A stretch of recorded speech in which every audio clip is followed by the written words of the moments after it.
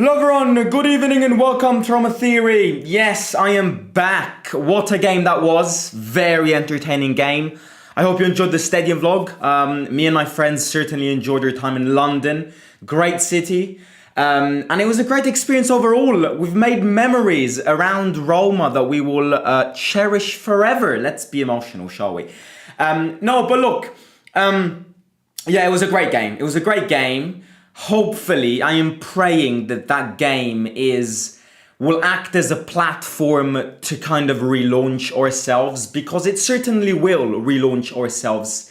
On a psychological note, the players were gassed, the players were fired up, the players were, of course, last minute winner can only give you a psychological boost. And I think that equalizer, Hummels equalizing, plus the fact that it was Hummels himself who prior to that game was always placed in doubt. I'm aware that he's not 100% fit, but Hummels changes this team on an experience note, and he's somebody that a lot of players will learn a lot from. So yeah, last few words on that game. We need to act as if our season started with that Hummels equalizer. It's wrong to do so because it's morally wrong to do so because it means that you've wasted 3 months. But the truth is that we have wasted 3 months and that our season restarted on Thursday. Well, it started against Napoli. And now, hopefully, it can give a sense of direction and a sense of continuation this Monday against Atalanta, in what I see, and I've always been saying this, the hardest and most complicated opponent to face if you're Roma in the Italian league. I don't like Atalanta. I always say this because I don't want to give the impression that I'm an Atalanta fan. I don't like Gasperini. In terms of a human level, manager level, I agree, he's the best manager in Italy. I don't like Gasperini's character. I don't like Gasperini's way of communication.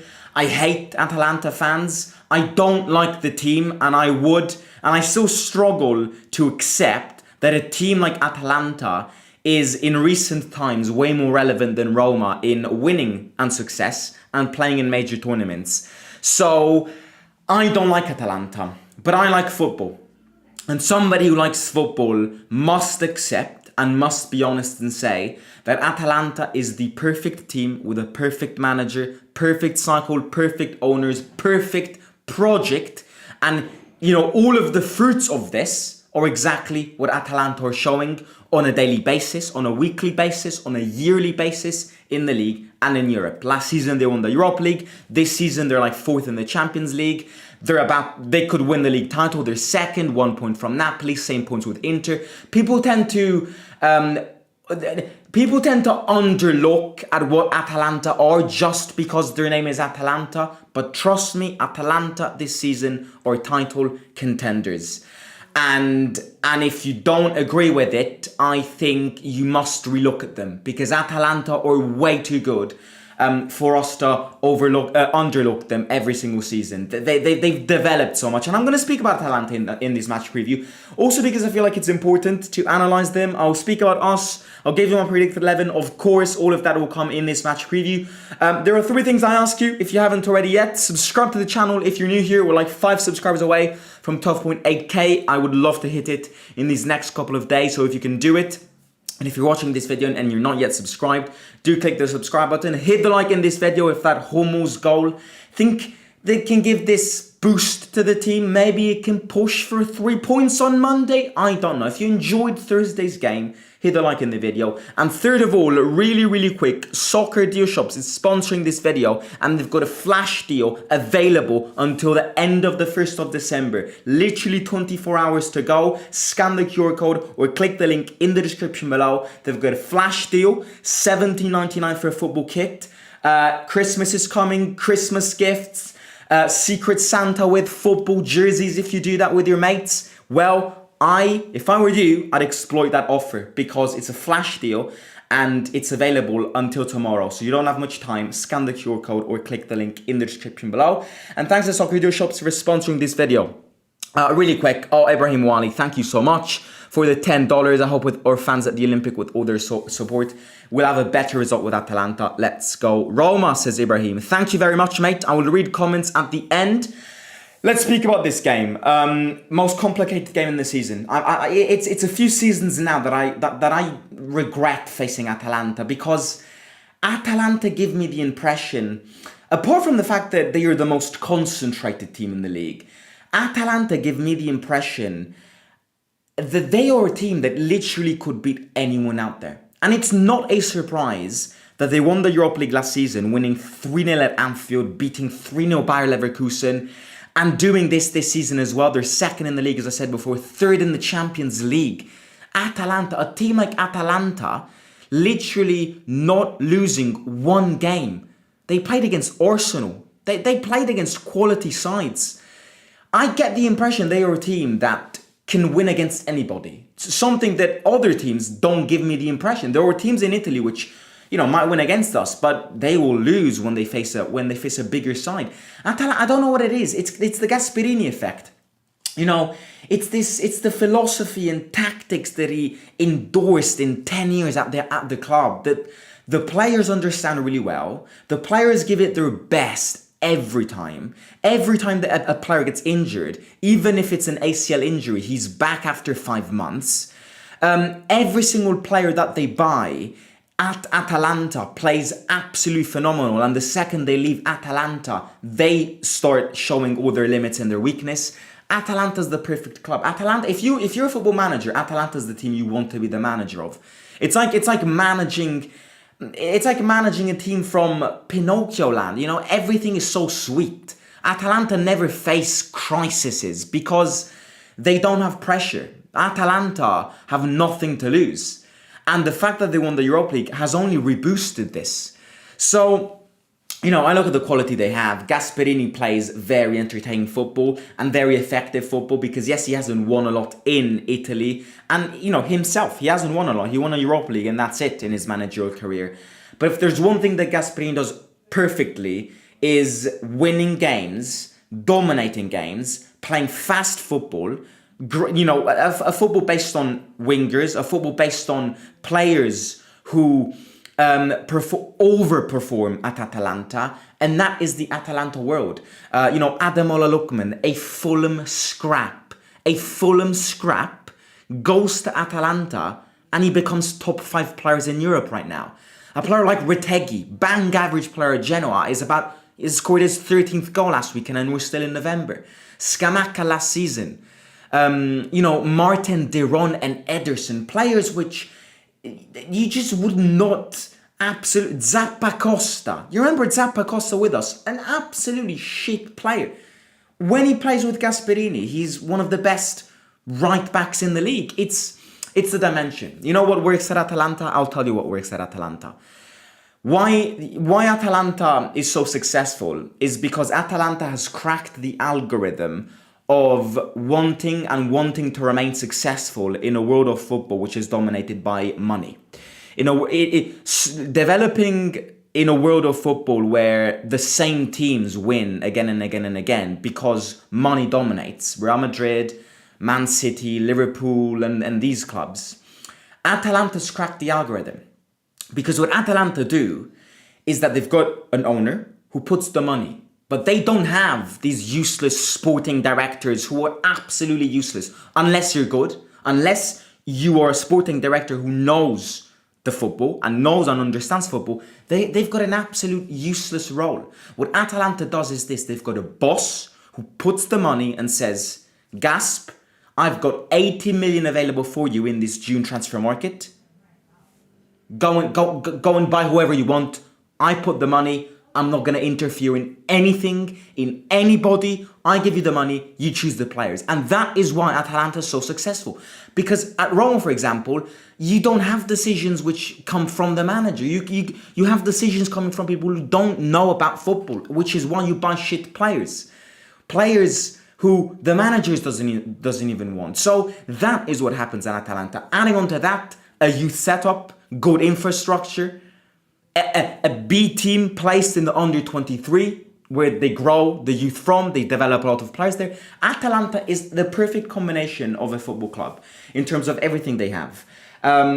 Speaking about Atalanta regarding this game, the one thing that I'll say is, well, it's not a surprise to say that Atalanta will want to dominate us and get 3 points. Atalanta has played against Napoli at the Diego Armando Maradona and beat them 3-0. If that isn't a sign of dominance, I don't know what is. If that is not a sign, if that's not Atalanta telling you, I want to win the league, I can push for the league, I've understood after 10 years, after what I've constructed after the Europa League win, I've understood that I can push for the league title because I've got good squad depth, and I will push for it. And Atalanta, or, oh boy, if they are pushing for the league title this season. I still think Inter are the favourites, but it's not far. And I think second favourites is Atalanta, way above Napoli in my opinion. So they will want to win, of course. I watched the game in Switzerland this Tuesday against Young Boys, and Atalanta basically rotated a lot. Lookman rested, Retegui rested if I'm not wrong. They've got De Ketelaere, another example of a player who completely revamps at Atalanta under Gasperini. So having said that, I think what you need to be good at is you need to play the game you played on Thursday against Spurs. I think knowing Roma very well, it will be very hard to play the same exact game. The only way you stop Atalanta is if you don't park the bus, because if you park the bus against Atalanta, they will eventually score because they score goals for fun. And if they score and you park the bus, you can't switch game plan very easily. We've already seen that script. You need to play the game with the same offensive anticipation and offensive willingness as you did on Thursday. Okay, you left gaps, but it's fine. Because you need to score against high-quality sides. When you face a high-quality side, you need to defend absolutely. You do have to defend, and it's probably one of the most important things. But you have to score. Because if you face a good team who plays football and you only defend, you will end up conceding a goal. Because good football clubs know how to score. Good football teams with good football players know how to score and know how to infiltrate you. So conceding is fine. Which is why, in these games, attacking is more important. That game against Spurs was perfect. We deserved to win that game, in my opinion. A draw is fair, but I think, yes, they did hit a few posts, but we got disallowed 3 goals. 2 which were very, very tight. So, you need to play like that. Brave. You have to be brave. Atalanta's better than you. Yes. Atalanta's got like 20 points ahead of you. Yes. Atalanta is a team which is more readier than you. Yes. Who's living a period of absolute paradisiac form. They haven't lost one game in the last month, I believe. Yes, they are. But so is Spurs.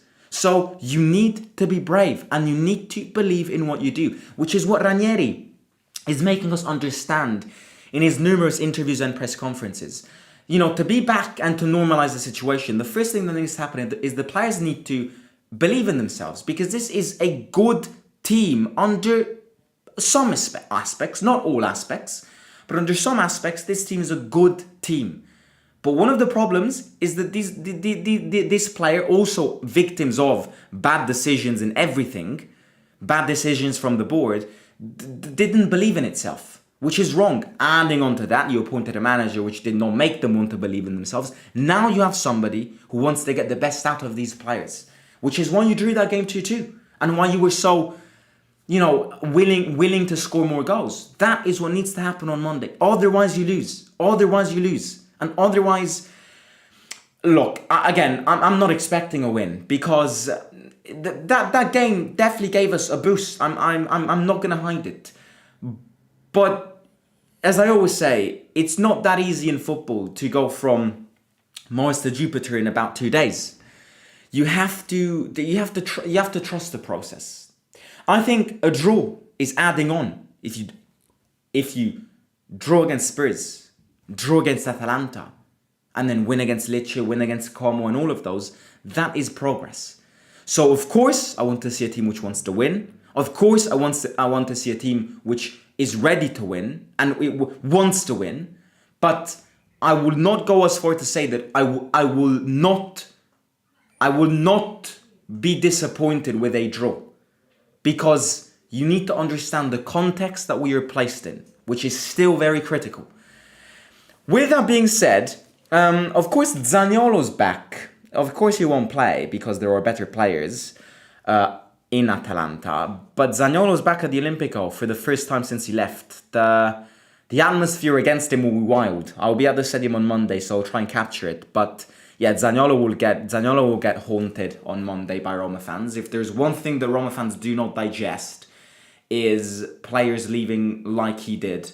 Again, maybe it wasn't his fault and maybe it was Thiago Pinto's fault. I agree. It's not 100% his fault, but knowing the fan base really well, on Monday it will be hell for Zaniolo. And look, I would not be surprised if he comes in and scores. It would be Roma's black magic after 3 goals disallowed against Spurs on Thursday. On Monday, Zaniolo scoring in front of the Curva Sudis.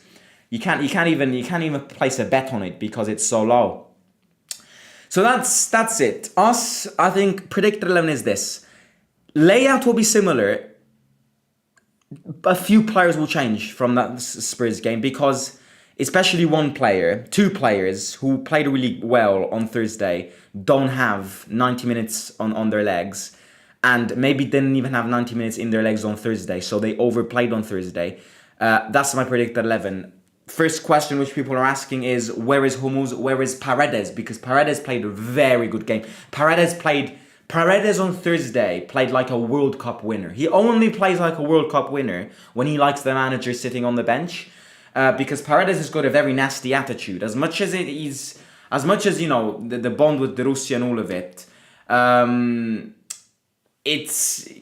Paredes has got a very eerie attitude in the sense that if he doesn't like the manager, he will. If you don't have a manager that believes, which I guess is fine, of course, but Paredes has got a winning mentality manager in a sense. On Thursday he played great, controlled that midfield very well. I think he didn't have 90 minutes on Thursday, and so I don't think he'll start. And number 2 is Hummels. Where is Hummels? I think you can see, as much as he scored the goal and he played a great game apart from that penalty, you can see that Hummels is not 100% ready to start games. That does not mean, and I'm not backing Juric here saying that he should have kept him on the bench every game, but I also agree that Hummels is not ready to start every game. He's still not fit. And you could see it because every time you had a Spurs player who's a very fast team trying to, go on one-on-one against him, they always won. What Hummels is really good at is anticipating the ball and anticipating passes. In terms of defending one-on-ones, Hummels is probably not the best pick for a team who plays that kind of football like Atalanta.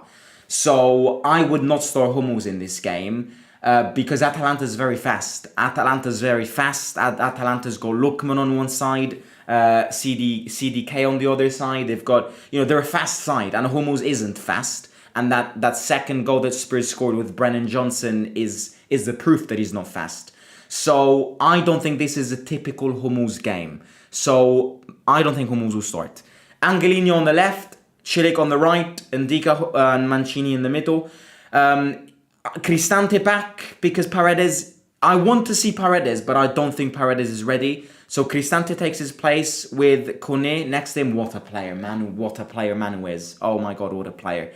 And then I'm going to put Alexis back and Elsha on the left. Salamakers, I said it the day before I flew to London, will change this season if he stays fit. Salamakers is the player you need. And in January, you need to buy another player like Salamakers who can play on the other side. Because Salamakers is technically gifted and he's very, very agile and fast. So I want to see him. Of course, he doesn't have 90 minutes, but start him the first 45 minutes. Show Atalanta that you want to play well. And then, of course, sub him off in the last 20 minutes and put Zaleski on or put Sule on, who got subbed in really, really well. I think Sule got subbed in really well against Spurs. Yeah, he got into the game very ready and proactive. So that's my midfield. And up front, I'm going with Dovbyk and Paulo. Paulo won't play 90 minutes. Paulo played some very good 45 minutes. Assist to Ndika and assist chipping it to El Shaarawy with that disallowed goal.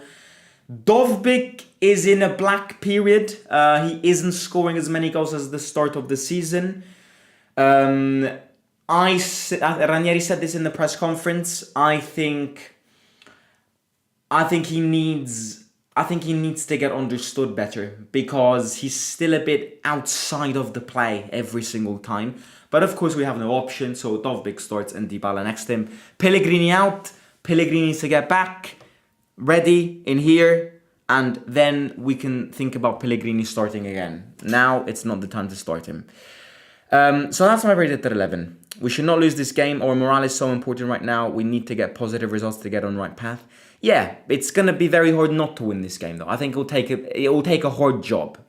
I'm not going to say miracle because, no, it's not going to take a miracle for you to draw this game. But it's going to take you hard work. It's going to take concentration and stuff. Something which this team needs to show us on a more regular basis. They don't face crisis because they be doping them boys, whatever the hell they use. Use it on normal players and we will win the Europa League before it. Yeah, no, mate. Yeah, that's a meme that a lot of people use. Gasperini does drugs with his players. It's not the truth. You know, I said it again as a joke because Scalvini back after 5 months from an ACL injury is mysterious. It's not a use of drugs. It's a good structured football club with a good manager and some very good players who play even better and only play well with him. So as much as we can say Atalanta's not fair, Gasperini definitely does something to his players, I agree to disagree. You know, I agree, but it's because he's a good manager. He's a very good manager and he knows what to do. And he's been there for 10 years. So he knows the reality at Atalanta. It's just a good structured and made football club. Thank you for Claudio for clarifying the Pellegrini rumours regarding Didier firing. Now those jeering fans need to fuck off and help him return to form. Yeah, I agree. Salamakers is a game changer indeed. But Hummels himself said he needs some more minutes on the pitch. Oh, I agree. It's just not the game that I want to see Hummels on. Because this is the game that Hummels could get very threatened against on one-on-ones. Atalanta is a team that you can't leave gaps. Hummels is too slow to come back. That goal that Brennan Johnson scored, Hummels played a really good game, but he's 37 years old. You can't ask him too much. He's slow, and you can't have slow players against Atalanta, which is why I'd probably rather see Lefebvre ahead of Cristante. How did you end up buying tickets for the Europa League? Why were you scared to celebrate? Did you think you would get beat up? Well, oh yeah, I was out in the away end because there weren't tickets left. I have three mates in London, sorry, who gave us their season ticket for the game. So yeah, that's why. But no, I was a bit scared. Not scared. It's just number one, I'm a football fan. I'm a Roma fan, of course, but also sign of respect. You know, you don't go to an away end in the tradition, because I was in the Curva Sud of Spurs fans and celebrate a winning goal. You know, that's something you do in the away end. So as much as I'm happy, I celebrate a bit. You don't celebrate like you would in the away end when you're in the middle of home fans. It's just not something you do unless you're, not going to call you maniac, but a big ultras, I'd say. And number two, you never know what happens. So, as much as the culture is very different, the truth is that you never know who's behind you. You never know how much the guy behind you drunk. You never know what the guy behind you is living. So I would certainly get pissed if in my Curva Sud, I don't sit in the Curva Sud, but I know that the Curva Sud would get very pissed if in front of them there is somebody who celebrates a last-minute goal.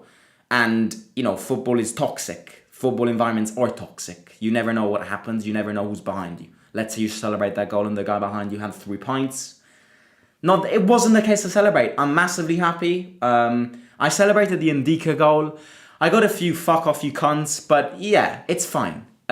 Next time we'll be in the away end for sure.